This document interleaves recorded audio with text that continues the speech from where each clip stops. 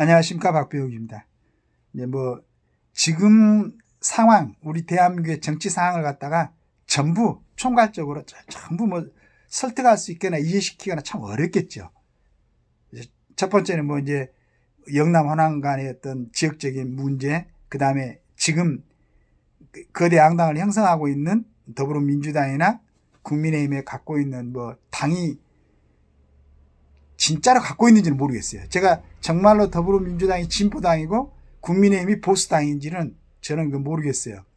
이렇게 혼재되어 있는 건지, 그렇지 않으면 그냥 겉모습만 하고 그 안에서는 어떤 이렇게 움직임이 있는지 그걸 모르겠는데, 하여간 그런 부분에서 한 측면을 보여주는 그런 글을 또 남겨주신 우리 조선일보의 사회부 법조 전문 기자 야은경님, 이 기자님이 정리를 해놨는데, 제가 한번 읽어보면서 참 정확한 시각으로 이렇게 우리 사회를 아까 말씀드린 대로 전체적으로 전부 다 해부한 건 아니지만은 한 측면을 갖다가 정확하게 이게 정리를 해 놓으셨구나라고 감사하게 생각하면서 또 같이 한번 읽어보도록 하겠습니다. 제가 자꾸 이제 신문에 나오는 걸 이렇게 읽는데, 솔직해서 제가 어떤 한 부분에 아주 풍부한 어떤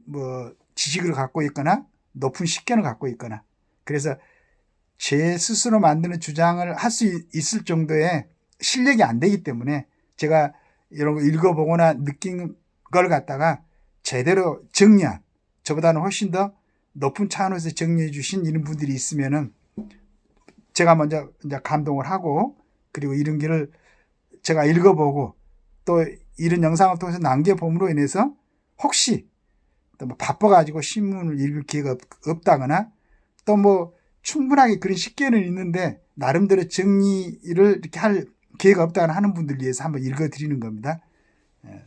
저도 이제 제 스스로를 갖다 정리하는 시간을 갖고요. 소송 경과를 보면 도주 우려가 있다고 보기 어렵습니다. 방어권 보장을 위해 따로 법정 구속은 하지 않겠습니다. 지난 2월 8일 서울고법법정 2심에서도 징역 2년의 실형을 선고받은 조국 대표에게 재판부가 방어권 보장을 위해 취한 이 조치는 엉뚱하게도 법원발 정계 개편으로 이어졌다. 그는 두 달 뒤 총선에서 전국 평균 득표율 24.2%, 대단하죠. 의석수 12석의 제3당 대표가 됐다. 청와대 울산 선거 개입 사건으로 1심에서 징역 3년을 선고받은 황운하 의원도 당선자 명단에 올라갔다. 황운하 의원도 지금 조국당의 비례대표로 올라가 있는 거죠. 김학의 불법 출금으로 기소돼 1심에서 무죄를 선고받고 2심 재판 중인 차규균 전 법무부 출입국 외국인 정책본부장, 윤석열 찍어내기 감찰로 공수처 수사를 받은 박은정 전 부장검사도 국회에 입성하게 됐다. 그러니까 이제 황운하, 그 다음에 박은정, 차규균, 이런 사람들이 지금 조국 혁신당의 비례대표로 지금 추천을 받아가지고 들어갔죠. 한 법조인은 당혹스럽다, 거의 공포에 가까울 정도라고 했다. 유권자가 선택한 결과이긴 하지만 실형 선고를 받은 피고인까지 민의를 대변하게끔 법원이 도와준 꼴이 됐기 때문이다. 옥중 창당, 옥중 출마를 감행한 송영길 전 대표가 자신은 17%, 당은 0.43%밖에 득표하지 못한 것을 보면 조국 혁신당 돌풍의 상당 부분은 법원의 불구속 조치에 힘입은 것이다. 만약에 송영길이가 지금 구속되어 있지 않고 나와서 활동했으면은 조국 혁신당의 이 지지 프로테지를 봤을 때 성향들이 창당한 서나무당도 좀 지지율이 올라갔을 거라고 생각하는 거죠. 실형 신고를 받은 피고인이 구치소 대신 국회에 입성하는 모습은 사법 시스템에 대한 믿음마저 무너뜨린다. 형이 확정되면 구속되지만 그 시기를 기약할 수도 없다. 지금 이제 2심이나 1심 받은 사람들은 2심, 그 다음에 3심 대법원 판결이 나오려면은 굉장히 시간이 많이 걸리죠. 더구나 이제 그 피고인이 국회의원이라고 그러면은 그 뭐 항우나 같은 경우는 21대 국회의원이 되기 전에 원래 이제 그 조사를 받던 사람이었는데 4년을 다 채우고 이번에 또 국회의원이 된 거죠. 법원이 이런 결과를 의도하거나 예상하지는 않았을 것이다. 그러나 김명수 대법원장 시절 개정된 예규에 따르면 실형 선고를 할 때도 구속 사유와 필요성이 있다고 인정하는 경우에 법정 구속을 하도록 했다. 예규를 따랐으니 문제가 없을까? 그렇지 않다. 실형 선고는 재판 결과 유죄가 인정되고 죄질도 나쁘다는 법원의 판단이다. 절차 진행을 위한 수사 단계의 구속과는 질적으로 다르다. 그러니까 이제 뭐 경찰을 통하고 또 검찰을 통해서 수사를 하고 있는 단계는 나중에 그 결과로 이제 기소를 하고 법원에서 재판하기 전이기 때문에 그 경찰이나 검사들의 의견일 뿐 법원의 최종 판단은 안 나왔죠. 그래서 이제 그 구속하는 것은 법원에서 정상적으로 재판을 진행해서 판단이 안 나왔으니까 구속하는 것은 할 수도 있고 안 할 수도 있겠지만은 법정에서 재판장이 실형을 선고할 때는 충분한 그 법관들의 법률적 양심으로 봐가지고 이 사람은 죄가 있다고 판정을 할 때는 구속을 해야 되는데 김명수 대법원장 시절 개정된 예규에 구속 사유와 필요성이 있다고 인정하는 경우에 법정 구속을 하도록, 경우에는 아니지만 경우 법정 구속을 하도록 했다. 이러면 이제 판사들의 생각에 따라서 뭐 실형 선고를 하면서도, 그러니까 2심까지도 전번에 언제를 보니까 간첩 혐의로 재판을 받던 사람들도 지금 풀려나 있는 상황이죠.